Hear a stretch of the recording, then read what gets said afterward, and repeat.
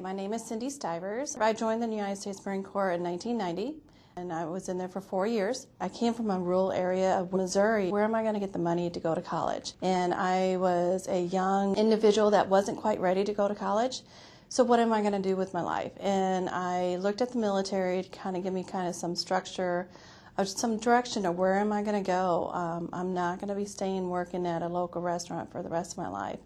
I served in Yuma, Arizona. I was with the Air Wing.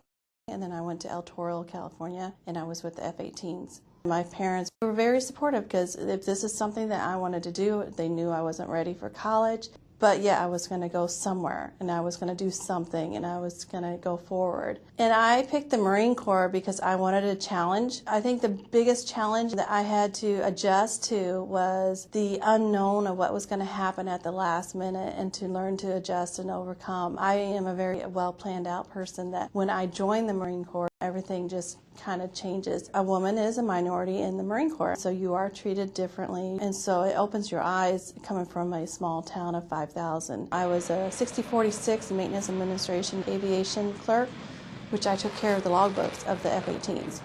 So if something happened to one of the aircraft, they came knocking at my door for those logbooks to make sure that we were up to maintenance speed on that. I was able to do a lot of traveling. I went to Japan and Korea, Alaska, and so we did several deployments.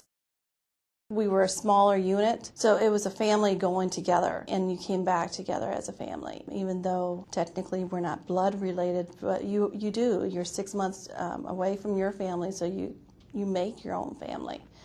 My family is from Missouri, and I was living in Arizona and California and deploying overseas, and so that became my family. I was ready to go to college to continue on with my education, and so that's why I got out. I had no idea all the different benefits out there for veterans, because when you get that magic day that you're going to be coming back home, you're more worried about where am I going to get my job, what am I going to do now, where am I going to get my money, what direction. Even though I knew I was going to go to school, how am I going to live, how am I going to and I was one of those that came back, and luckily I had a family that supported me. But that was the only benefit that I knew, was the education. About 10 years ago, I started working for the state of Missouri, for the state veteran cemeteries, and started getting a little knowledge of all the different benefits and becoming an advocate for the veterans, and I became a veteran service officer. So I work for the veterans to help them be aware of the different benefits. And then I just recently took on the position as a Women's Veteran Program Manager at a local VA healthcare to advocate for those women veterans to use the VA healthcare to understand the network of the different benefits out there and the network of the different sisterhoods that we have out there. And in the military, you didn't have a choice of which provider you wanted to go to. You didn't have a choice, and you sat there all day.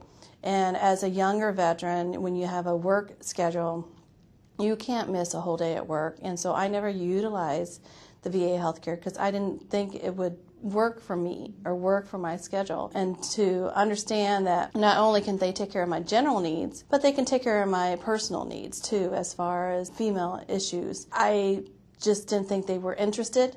I didn't think that they could help me, and so I see that as a whole new generation of the providers taking an interest in taking care of women veterans, because that's what's coming aboard. I was one of those women veterans that where I go to, I was unique. They would have to call and find out, how do I do a mammogram for her? She's so young. But, I had wonderful providers that would call and find out, and I don't want to say a guinea pig, but they did a lot of things that they never did at that particular clinic because I was a younger generation. And I hope to see a lot of more women veterans coming to the VA or coming back to see it is a great healthcare system that does have everything to offer for them. And if not, we're going to find out how to make it better for them. It was my grandfather's healthcare, but it's my healthcare too. And so it's the whole view of it changing.